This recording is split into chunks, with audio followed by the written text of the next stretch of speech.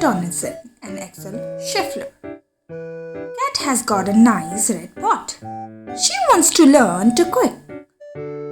Maybe Acorn Library will have a helpful book.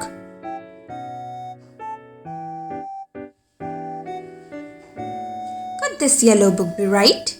It's very big and fat. No, it's full of stories about a vampire bat.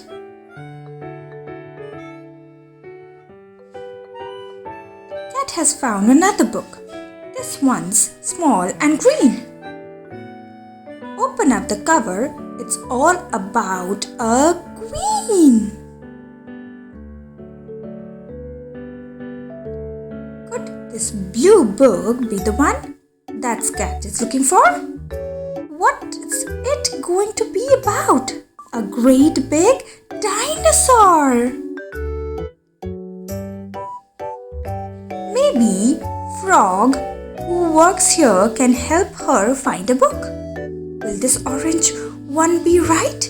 Open it and look.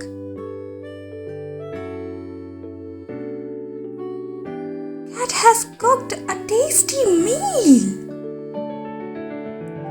It's macaroni cheese. All her friends hold out their plates and they're having it. Thank you for watching.